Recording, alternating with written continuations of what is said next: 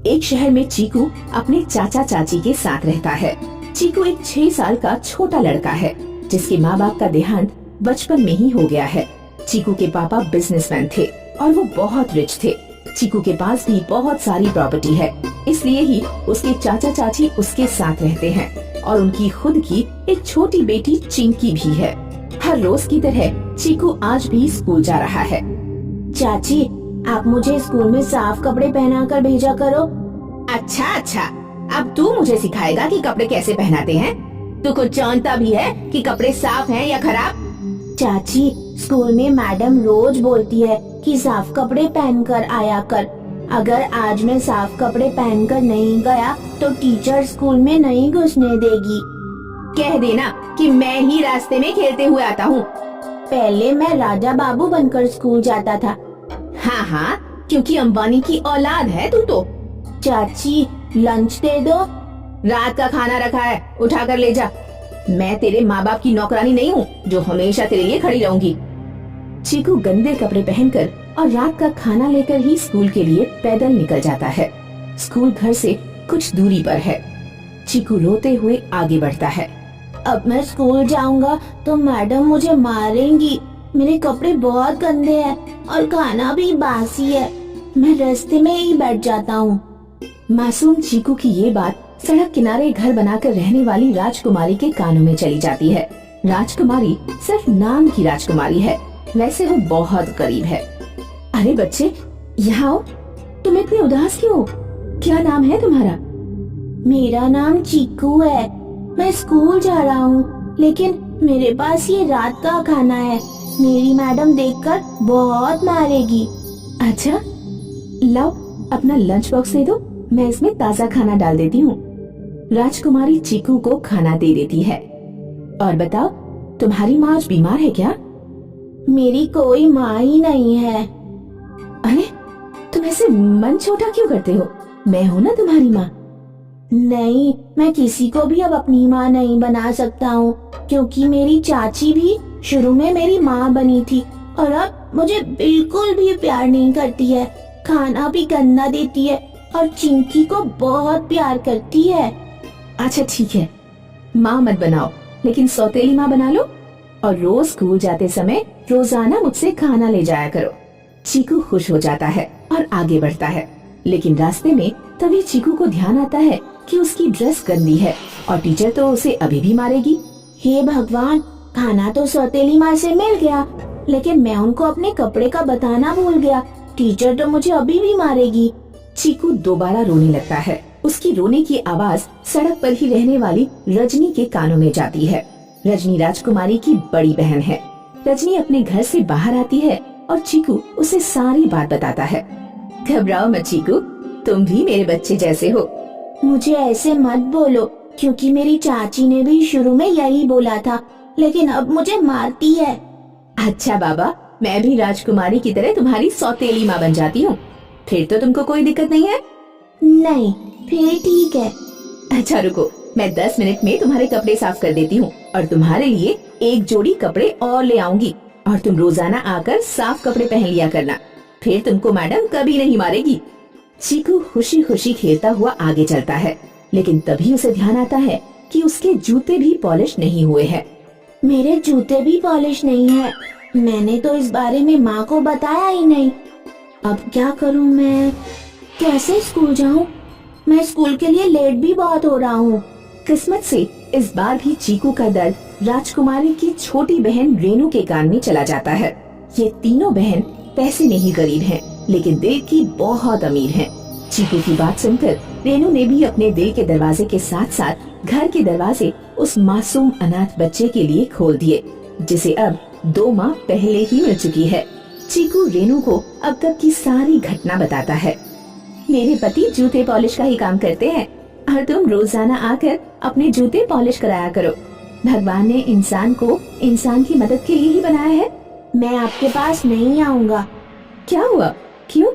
ये बात मेरी चाची ने भी बोली थी और अब मुझे रोजाना ताने देती है। ओके बाबा, मैं अब तेरी तीसरी सौतेली माँ हूँ। अब खुश? चीकू बहुत खुश होता है और स्कूल चला जाता है। अब चीकू खुश रहने लगा और रोजाना स्कूल जाने लगा। चीकू की ये खुशी चाची से बिल्कुल भी बर्दाश्त नहीं हो रही थी और उसने एक दिन चीकू को बुलाया है। क्यों रे चीकू, आजकल तेरे गाल बहुत फूले फूले रहते हैं। मैंने तो तुझे कपड़े धोते हुए कभी नहीं देखा है। तू इतना खुश क्यों है आजकल? और तू अब कोई शिकायत भी नहीं करता है। चीकू मासूम होता है, वह अपनी चाची को सब बता देता है।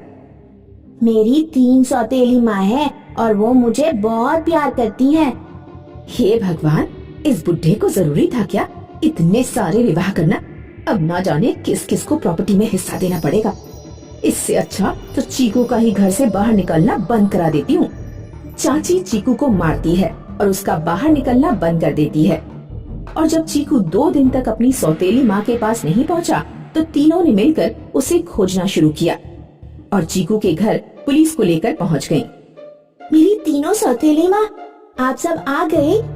मुझे इनसे बचा लो, चाची बहुत मारती है, ये बहुत बुरी है। बेटा, तुम्हारी तीनों माँ ने हमें सब कुछ बता दिया है। सारी प्रॉपर्टी पर सिर्फ तुम्हारा हक है। अगर तुम अपनी देखभाल के लिए अपनी सौतेली माँ को अपने साथ रखना चाहते हो तो रख सकते हो। बाकी नकली लालची चाचा और चाची को मैं अरेस्ट करके जेल ले जा रहा हूँ। पुलिस चीकू के चाचा चाची को ले जाती है और चीकू के पास उसकी तीनों सौतेली माँ को छोड़ जाती है। चीकू अब खुशी खुशी रहता है और अच्छे कपड़े पहनता है और खूब अच्छा खाना खाता है।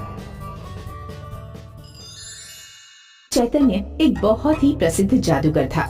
उसकी 3 बेटियां थीं, तंत्रा, मंत्रा और अंतरा। इनमें से अंतरा गोद ली हुई बेटी थी। चैतन्य ने अपनी तीनों बेटियों को जादू सिखाया था और वो सब के सब मिलकर गांव-गांव जाकर जादू का शो दिखाया करते थे। बाबा, मैं सोच रही हूँ कि हमें बड़े सर्कस के साथ जुड़कर जादू के शो दिखाने चाहिए। हाँ बाबा, इससे हमें अच्छे खासे पैसे मिल जाएंगे। वैसे भी ऐसे गांव-गांव फिरकर क्या मिलता है हमें? हम जादूगर हैं बेटा। जादू का खेल दिखाकर लोगों का मनोरंजन करना यही काम है हमारा। अगर हम किसी बड़े सर्कस में चले जाएं तो शायद हमें ज्यादा पैसा मिले, पर जो प्रोत्साहन हमें गांव-गांव जादू दिखाकर मिलता है वो हरगिज नहीं मिलेगा। और यही तो हमारा खानदानी पेशा है। हम रास्ते पर जादू दिखाते हैं ताकि ज्यादा से ज्यादा लोग हमें देख पाए और उनका मनोरंजन हो।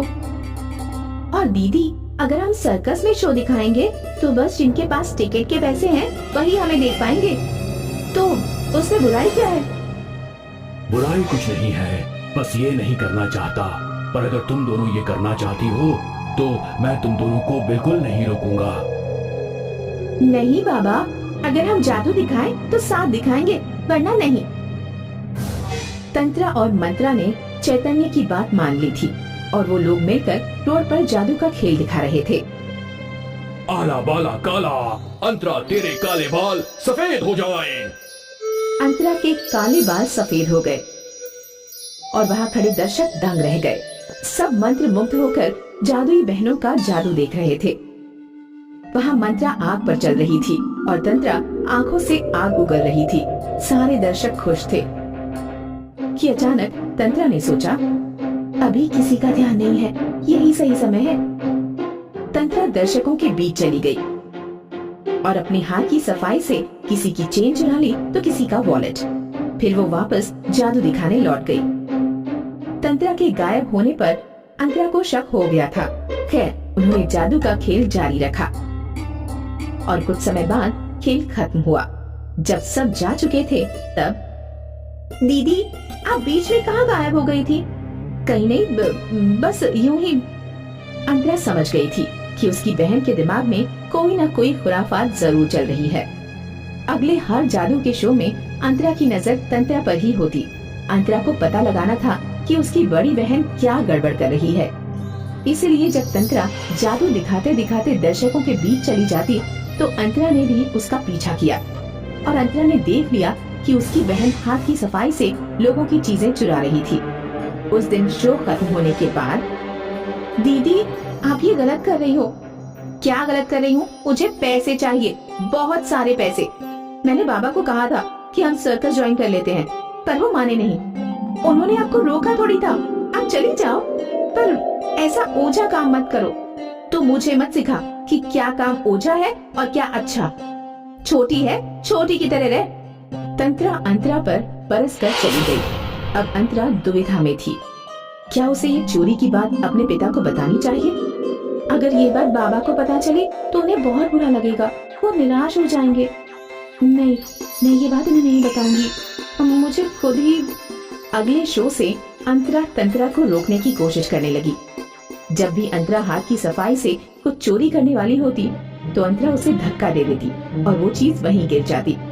अरे मेरा हार गिर गया, उठा लीजिए। अंतरा और तंत्रा के बीच कुछ तो गड़बड़ है, ये चैतन्य समझ गया था। वो उन दोनों पर नजर रखने लग गया। आखिर एक शो के दौरान एक औरत को समझ में आ गया कि उसकी सोने की चेन चोरी हो गई है। वो जोर जोर से चिल्लाने लगी, चोर चोर, मेरी सोने की चेन चोरी हो गई, मेरी चेन। तभी वहाँ पुलिस आ गई और हर एक की तलाशी लेने लगी। तंत्रा डर गई थी। उसने तुरंत वो चेन और सारा चोरी का सामान अंतरा के बैग में डाल दिया। जब सभी के बैग्स की चेकिंग हुई तो पुलिस को वो सारा चोरी का सामान अंतरा के बैग से बरामद हुआ। ये किसका बैग है? तुम तीनों जादू के नाम पर चोरी करती हो और तुम तीनों को मैं अंदर डाल दूंगा। नहीं सर, ये मेरा बैग है और ये सारी चोरी मैंने की है, इसमें इन लोगों का कोई हाथ नहीं। ये सुनकर तंत्रा चौंक गई। अंतरा ने उसकी चोरियों का इल्जाम अपने सिर ले लिया था। उसे पछतावा हो रहा था, काश वो अंतरा की बात मान लेती। उस रात चैतन्य परेशान हो गया।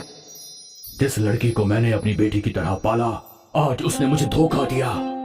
सोचा था एक अनाथ को प्यार से परवरिश करूंगा तो उसकी जिंदगी संवर जाएगी, पर इस लड़की ने तो मेरे नाम पर कालिक पोत दी। नहीं बाबा, अंतरा कलंक है, कलंक। अंतरा नहीं, मैं कलंक हूँ। क्या मतलब? वो सारी चोरियां मैंने की थी। अंतरा को पता लग गया था।